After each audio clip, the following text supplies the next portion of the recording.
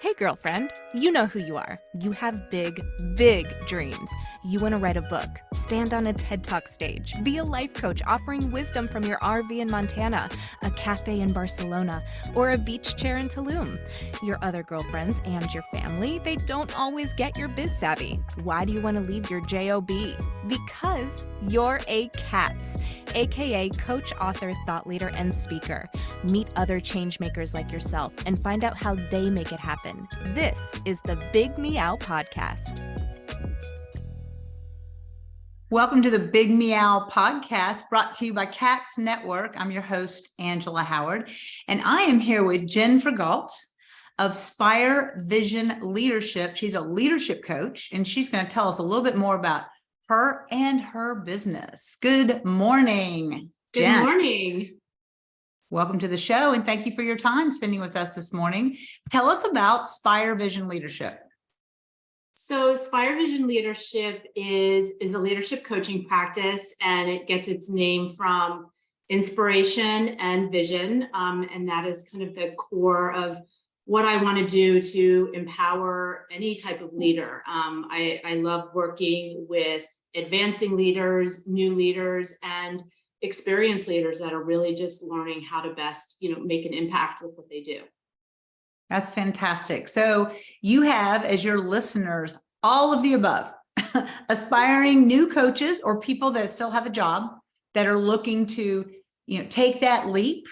And then you have some veterans that have been on here, been here for a long time, but we're all about really lifting each other up. And so tell me, what inspired you to start this business?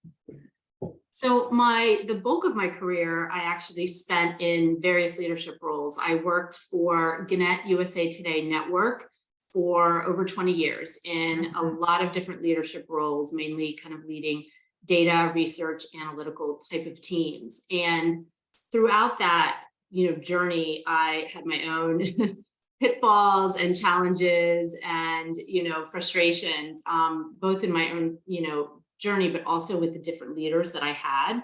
And I really worked to kind of mentor a lot of different employees. And I found that when people left Gannett, they would still come back to me to, get advice. So it was something that I was really leaning into.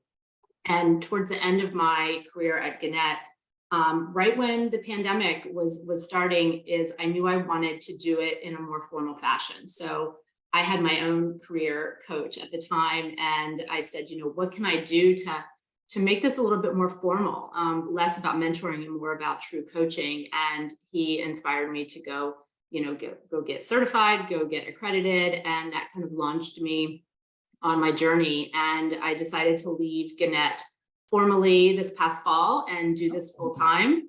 Yeah, so I've been doing it part-time for, about 3 years, and I just loved it so much and really, really liked helping people either show up better and kind of get out of their own way, so to speak. But I also loved working specifically with leaders to help them be more impactful. It was kind of this personal journey to, take care of all the bad leaders I'd had in my past and make sure that I could inspire a new crop of leaders that could really help people grow. So in your rap sheet to us, you put in there, I'll quote, because I've literally have been in their shoes. So Yes. My next question for you is, what do women leaders face? We're 2023, we're supposed to be a little more evolved, but tell me what, in the bell curve of all the problems, what do women leaders face now coming up? I think they face a couple of different things. I think like any leader, they face just the pitfalls of, especially when they're in a new role, of the imposter syndrome that comes, and that could be with anyone of, am I good enough? Am I going to make the impact that I want to? What are people thinking about me? Now they've got to kind of look at how to manage up, how to manage across, how to manage their team. And it's a lot of things, but women leaders, specifically, are juggling a lot of other things because they're often in a room with a lot of men. So there's that extra layer. They often have, extra things, outside of the home. I myself have 2 daughters, And so as I was navigating the different leadership roles, that pull of wanting to be, more present with them and be a mom, but not wanting to be the one that missed, that important meeting, or, had to ask for extra time, to do something. That was always this struggle. And, one of the things I did kind of early when I first had my first child was write like a business plan to be able to work remotely 2 half days a week. And you would have thought that that was like the most insane thing ever asked for. And, I kind of full circle moment, fast forward to now, where a lot of us are remote, kind of full time, what I would have given to have that back when I started kind of my leadership journey. But yeah, it's really how to show up authentically as yourself and be able to take those moments, but know that you're still making an impact. It shouldn't be this either or. You can truly be both if you do it right.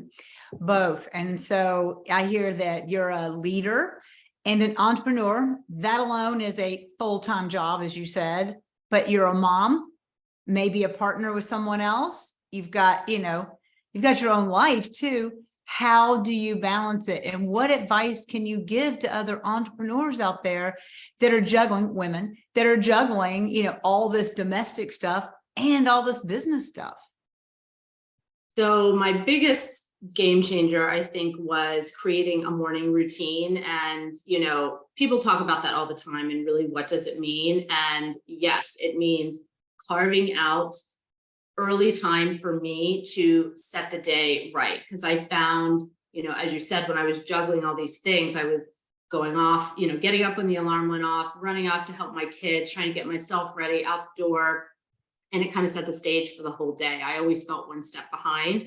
And so now I make sure that I get up and I do, a little bit of exercise or movement. I do 5 minutes of meditation. I'm not talking 30 minutes. I do 5 minutes where I just quiet my mind. I do some journaling. What do I want to do for the day? What are my big things? What do I have to show up for? And how do I want to show up? And then I get myself ready. And it sounds really simple, but if I do that, I show up just present and knowing how I want to show up for the day versus kind of one step behind, when I'm racing out the door. So that's one of the biggest things that I would do. And then in terms of juggling, it's all about prioritization. And that was part of my morning routine of, I know my daughter has this, I know I have this meeting, I have a podcast, like what are all the things that I have?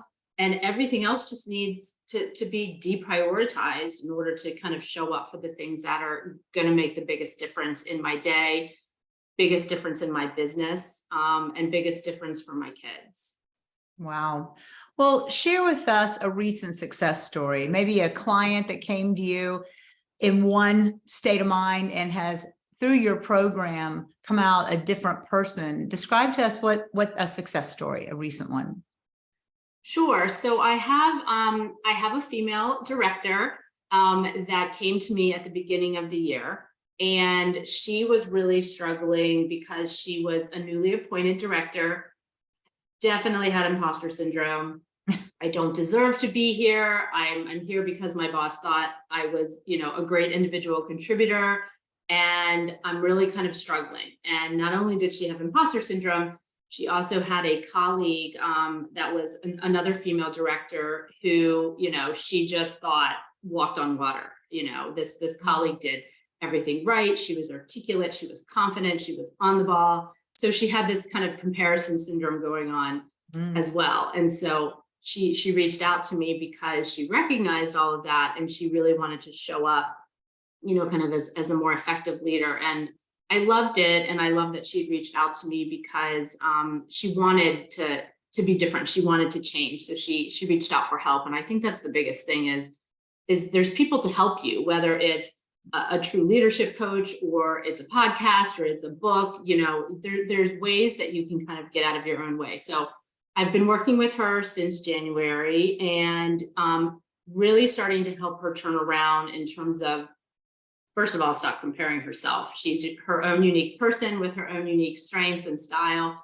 And it's really about what's best about her. How can she best show up, to that planning meeting? How can she show up as her authentic self and not try and emulate this other person that she was so desperately trying to keep up with. So seeing her now show up at these quarterly planning meetings, sending me her decks to say, this is how I'm going to present myself. It's been this great transformation of this kind of timid, insecure new director to I'm owning this. Like I am who I am, and I talk differently and I come in differently, and that's okay.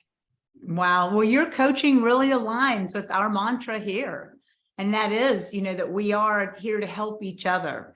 And I just see a world of empowered women who become leaders. And so thank you so much for your work with the women out there. And we really do appreciate all your time today, this morning. You're a busy woman, big time. And we wish you all the best in all of your endeavors down the road. Well, thank you so much. It was a pleasure being here. Bye. Thanks for listening to the Big Meow podcast, sponsored by C.A.T.S Network. If you liked what you heard, please take a moment to subscribe and share this podcast with your friends. You can also join our network filled with positivity and possibility. Visit www.catsnetworking.com to join us and learn more, together with your magical, motivated, and mystical new friends at C.A.T.S Network. Let's transform 1 million lives with your message.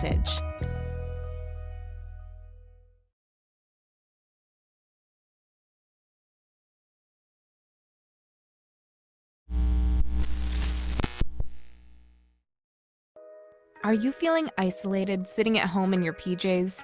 Or perhaps you're tired of the comfy sweatpants with holes in them that are hidden just below the camera?